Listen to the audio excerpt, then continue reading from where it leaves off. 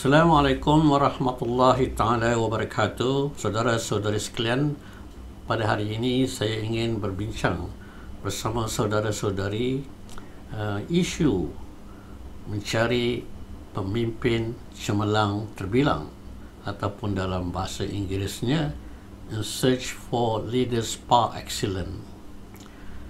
Dalam kita mencari pemimpin cemerlang terbilang, izinkan saya membahagikan 4 prasyarat yang penting yang mesti ada dalam seorang pemimpin itu.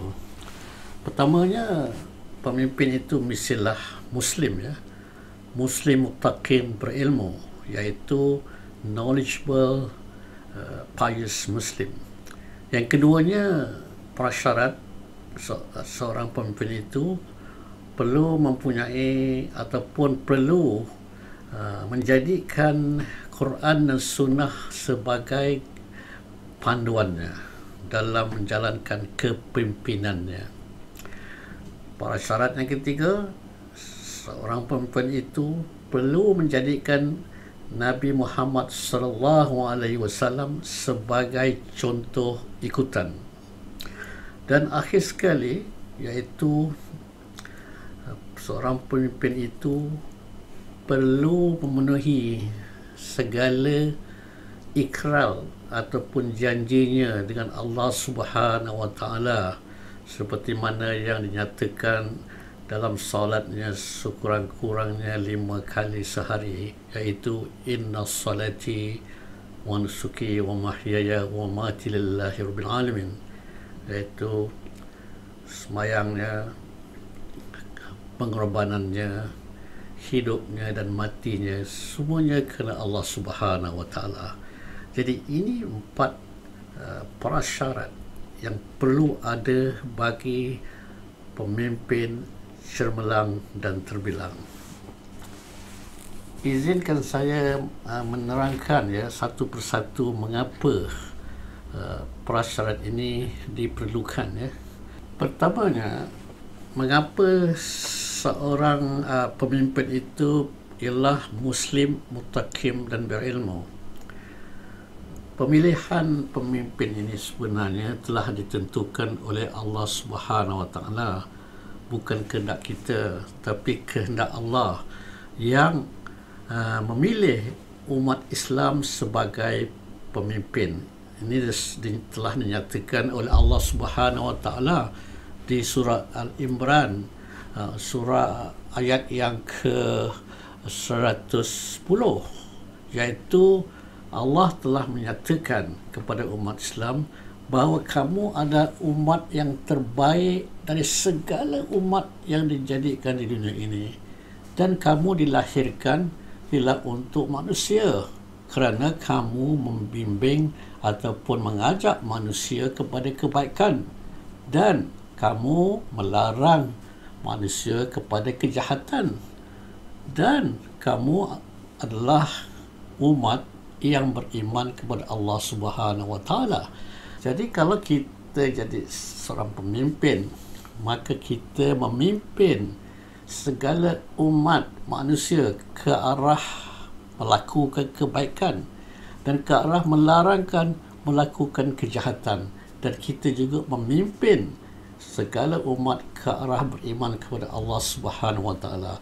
Itu sebabnya Allah memilih kita sebagai pemimpin segala umat. Itu sebabnya. Sebab yang kedua ialah kita ini, Muslim ini, bukanlah kumpulan ataupun komuniti yang ekstrim. Kalau kita lihat segala ajaran yang dituturkan oleh Allah Subhanahu wa taala meliputi semua gaya hidup manusia. Kita tidak tertentu kepada beribadat kepada Allah Subhanahu wa taala saja, tetapi kita juga mempunyai sistem-sistem kehidupan, gaya hidup, seperti syarat-syarat kita berkahwin, syarat-syarat kita berniaga, syarat-syarat kita menjaga umat dari membuat kesalahan. Kita juga punya satu sistem sistem yang tertentu seperti mana yang mentadbir negara dan sebagainya.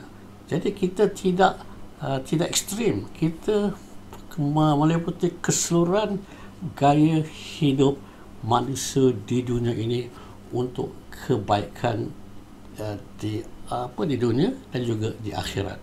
Itu sebabnya kita Muslim dipilih oleh Allah Subhanahu Wa Taala untuk memimpin umat kebaikan di dunia dan ke akhirat. Dan keduanya, mengapa kita seorang pemimpin itu perlu menjadikan seorang Quran dan Sunnah sebagai garis panduannya. Ini prasyarat yang kedua, iaitu pemimpin perlu menjadikan Quran dan Sunnah sebagai panduannya. Ini adalah disebabkan bahawa Quran itu penuh dengan wisdom atau hikmah, peraturan dan juga undang-undang untuk kebaikan manusia. Seperti mana kita memohon kepada Allah Subhanahu Wa Taala dalam solat kita, ihdinas siratal mustaqim. Allah telah menjawab dalam surah kedua, ayat yang kedua, iaitu zalikal kitabul la raiba fi. Inilah kitab tanpa ragu-ragu untuk petunjuk kepada orang muttaqin yang beriman kepada Allah Subhanahu Wa Taala. Jadi Allah telah menentukan Quran sebagai penuh dengan hikmah, peraturan dan undang-undang untuk kebaikan manusia. Seperti mana juga kita baca Yasin wal Quran al Hakim setiap malam Jumaat. Quran itu penuh hikmah. Lagi satu juga seperti mana yang Allah nyatakan terangkan di Quran di surah 3 ayat 7 dan di ayat 13 di surah 13 ayat 39 yang Allah menyatakan bahawa Quran ini adalah sebagai ibu segala ilmu, iaitu Ummul Kitab. Ya, Quran ini adalah ilmu, ibu kepada semua ilmu. Sebagai contoh mudah, saya bagi dua contoh. Hanya dengan ayat mengatakan bahawa riba itu haram dalam Al-Quran, maka timbullah ilmu-ilmu lain untuk dilaksanakan seperti Islamic Bank, Islamic Insurance, Islamic Bond dan sebagainya. Jadi daripada situ juga lahir juga peraturan-peraturan mengenai Islamic Investment, Islamic Accounting. Cuba lihat, ibu segala ilmu. Lagi satu contoh yang kedua, hanya Allah menyatakan bahawa babi itu haram dan najis.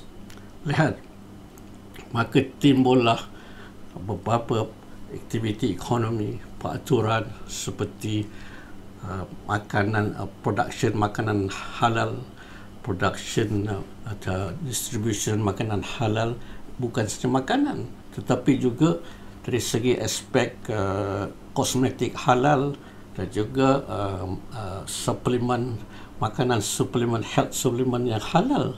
Jadi berbagai-bagai aktiviti ekonomi yang timbul dari hanya dengan satu ayat saja. Itu bagi contoh kita bahawa Quran itu adalah ilmu, ibu dari segala ilmu. Jadi dalam perjuangan pemimpin pra-excellent menjadikan Quran itu sebagai ibu segala ilmu dan melahirkan beberapa dasar peraturan-peraturan yang masih belum ada lagi untuk kebaikan manusia keseluruhan di dunia dan akhirat.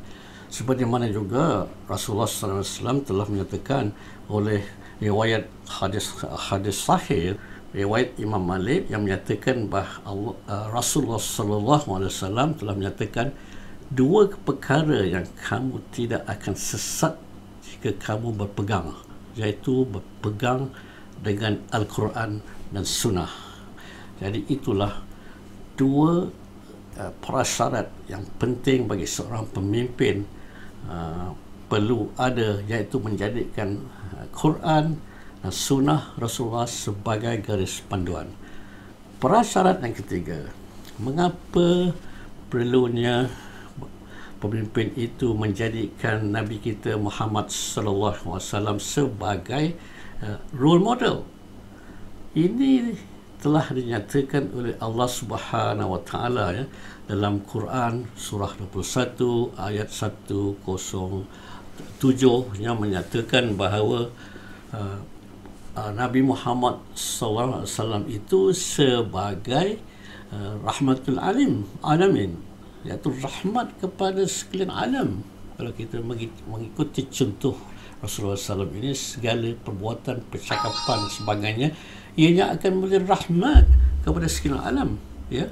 Dan keduanya, seperti mana yang Allah nyatakan lagi di surah 33 ayat 21, ya, iaitu mengatakan Nabi Muhammad sallallahu alaihi wasallam itu adalah sebaik-baik makhluk dicipta untuk dijadikan tauladan ikutan manusia keseluruhannya. Lihat, maka itulah pentingnya bahawa Nabi Muhammad sebagai role model dalam kajian-kajian yang dibuat oleh para akademik, politician, researcher, telah mengenal pasti bahawa Nabi Muhammad SAW ialah umat, adalah atau pemimpin yang par excellent, yang tidak boleh ditandingi hingga sekarang ini. Jadi itulah sebabnya seorang pemimpin cemerlang dan terbilang perlu menjadikan Nabi Muhammad SAW sebagai role model perjuangan mereka. Yang keempat ialah pemimpin itu perlu melaksanakan segala janjinya kepada Allah Subhanahu wa taala, seperti mana mereka telah berikrar dalam solat mereka, ya, sekurang-kurangnya 5 kali sehari, iaitu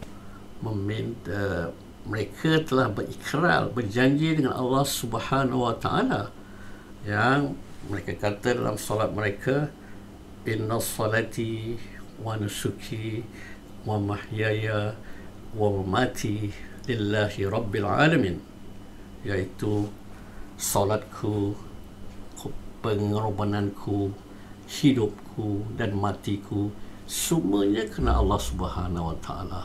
Jadi seorang pemimpin par excellent perlu memenuhi janjinya dengan Allah Subhanahu wa taala. Jika ia memenuhi janjinya dengan Allah Subhanahu wa taala, maka secara automatik janjinya dengan segala manusia, dengan umat di dunia ini akan dipenuhinya, ya. Itu adalah prasyarat pemimpin excellent, iaitu boleh saya ulangi sekali lagi, iaitu seorang pemimpin cemerlang terbilang mempunyai prasyarat 4.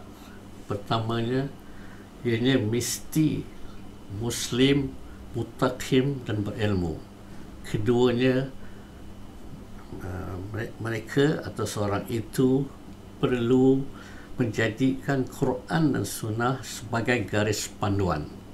Ketiganya, ianya menjadikan Nabi Muhammad SAW sebagai role model. Keempatnya, ianya atau dianya, pemimpin tersebut memenuhi segala janji-janjinya kepada Allah Subhanahu wa taala, seperti mana yang telah dijanjikan 5 kali sehari dalam solatnya, inna salati wa nusuki wa mahya wa mamati lillahi rabbil alamin.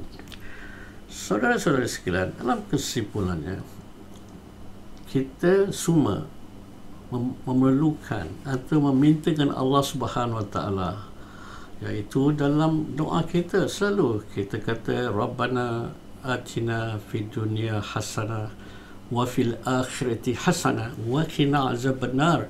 Kita memohon kepada Allah Subhanahu wa taala supaya dapat kehidupan bahagia di dunia, di akhirat, dan juga dijauhi daripada api neraka dalam melaksanakan doa ataupun meminta Allah mengabulkan doa-doa ini. Maka kita juga perlu berusaha supaya pertamanya apa yang kita dapat pelajari pada hari ini, pertamanya kita perlu mencari pemimpin excellent yang mempunyai prasyarat seperti yang saya katakan tadi untuk memilih memimpin keluarga kita, masyarakat kita, organisasi kita, negara kita, dan juga dunia, mana adalah berpenting. Yang keduanya yang boleh kita ambil tindakan, jika kita tidak dapat memilih pemimpin untuk memimpin masyarakat kita, negara kita, dan juga dunia keseluruhannya memenuhi syarat-syarat tersebut, maka kita perlulah bersama membantu pemimpin-pemimpin excellent seperti mana yang mempunyai 4 prasyarat tersebut. Dan akhir sekali, jika kita seorang pemimpin, perlulah kita berusaha memenuhi ke arah prasyarat yang seperti mana yang saya nyatakan tadi, ya. Jadi bersama-samalah kita berusaha ke arah itu.